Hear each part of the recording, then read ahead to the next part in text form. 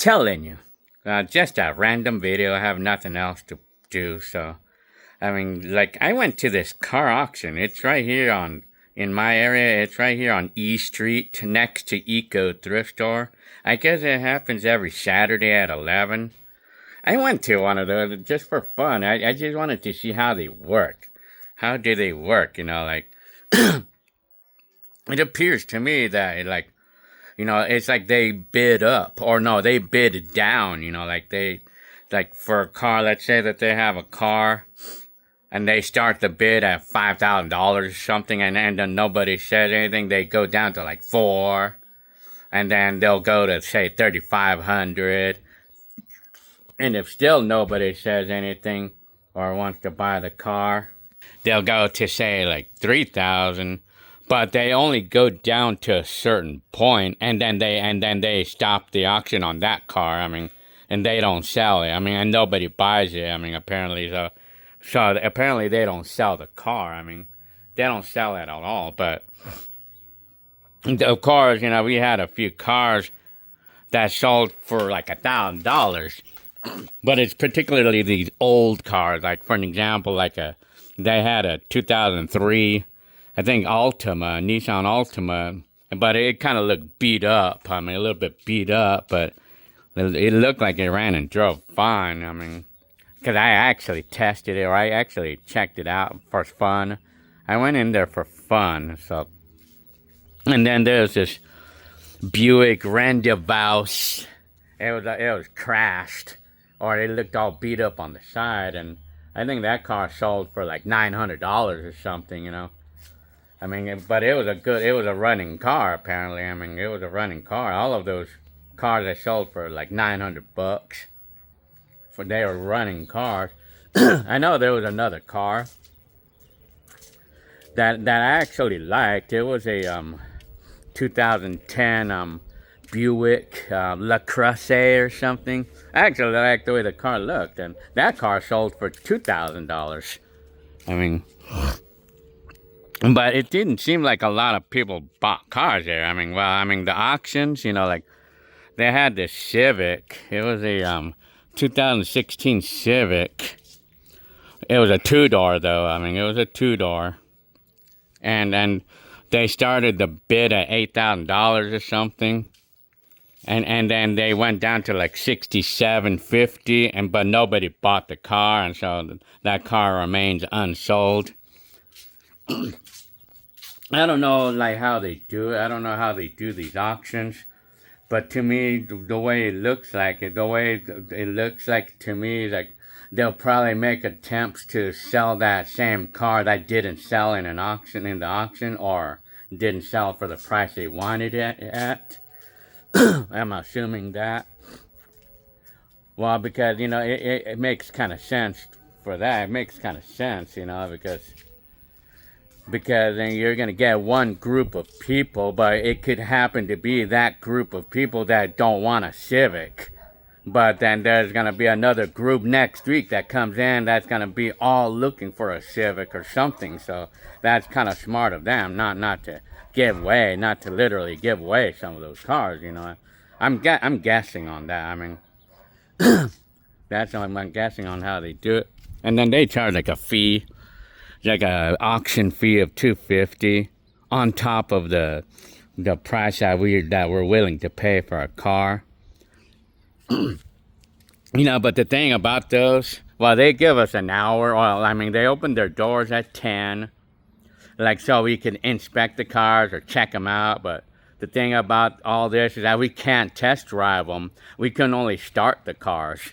And maybe if we have a scanner, we can bring it and check the scanner and stuff, and then we could at least check the registration and stuff, or check if the stickers are validated. On a lot of those cars, they weren't, like, a lot of them, they weren't validated. So I would be very wary about the cars that have expired tags, especially if it's more than a year, because it would make me wonder, like, why are they expired, and why did they not renew it? I'm thinking that those cars,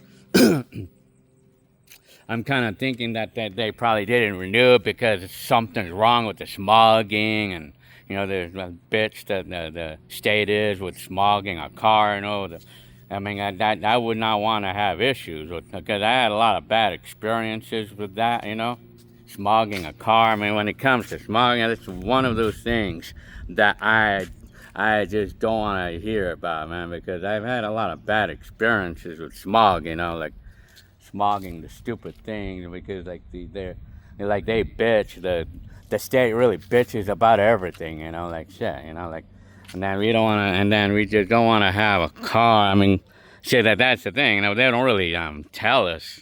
They don't really tell us everything about the history of the car, because it's kind of up to us about that, you know, to really check the car. I mean, but I'm sure that we would have the right to know what's the status of the registration and stuff. We should at least have the right to know the status of it. I mean, if it has parking tickets or something, that's one of those things that we got to really watch for. I mean, and then we got to watch if they're not late on the fees, because, I mean, if they're not going to tell us that, it would make me worry about buying a car with expired registration, you know, like, yeah, so... Anyway, but of course, and then we really cannot test drive those cars. Apparently, we can only turn on the engine, and then we can only inspect it thoroughly, like under the car, in the hood, everything, man. It's up to us. Apparently, I'm good with that. I'm good with inspecting a car. I'm good with that. I mean, so, I mean, I wouldn't have to worry about that. And then, of course, avoid any car. One of those things that I have to say, too, I wouldn't buy, there's certain cars I would not buy. I don't care what price it is. I mean, it's like some of these cars that are actually known for problems. You know, they're like an Audi, for an example, you know, like certain Audis, or certain, like especially like BMWs or Mercedes. I heard a lot of things about those cars. I mean, there are just certain cars I would not buy regardless of the price. I don't care if they would give it away to me. I mean, because it would end up costing me more money to have a car like that if transmission break all the time, things like that. So when it comes to auctions, you know, like, I'd be kind of weary in some ways about buying a car from an auction, you know, because like I said, because we're not going to know who owned the car. We don't know who owned the car before us, apparently. Although the good thing about an auction is that you pay only what you want for the car. You literally pay what you want for the car. I mean, that's the thing that's nice. But the thing is that we just don't know. We won't exactly know the history of the car. I mean, because that's the thing I would be worried about. I mean, about an auction, you know.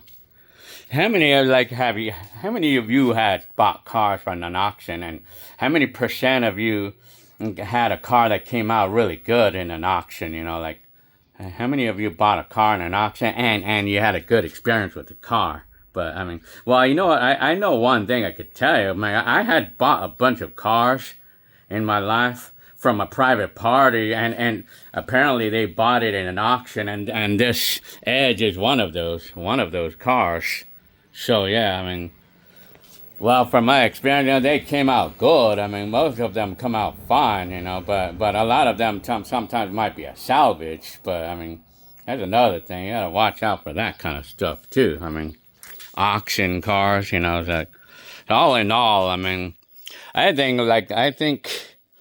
it could be a gamble. It's a gamble. I mean, to buy from an auction sometimes. That's me though. That's just me though. I mean, so that's why you could reduce the gamble by inspecting the car really, really good, and get your scanner, or even bring a mechanic that knows a lot about cars, you know, like, really important to do that kind of stuff. Bring that scanner and get the information about and then, of course, research the car itself, research the brand of car itself, and just be sure that, I mean, at least when you turn it on, at least make sure that it's running smoothly, like there's no ticking sounds, or like make sure that, and then look for any oil leaks, or make sure that, I mean, that's the thing I have to say too. I mean, make sure it doesn't sound abnormal, and like make sure it can at least, maybe if it engages on gear at least. I mean, but with some cars, you're not gonna know if the transmission are good or not. I mean, like, you're not gonna know because sometimes the transmission won't show. Or not gonna show like while it's idling, you know. So yeah, I mean, well, anyway, so that's my thoughts about an auction car. So yeah, all right. See you on the next video. All right.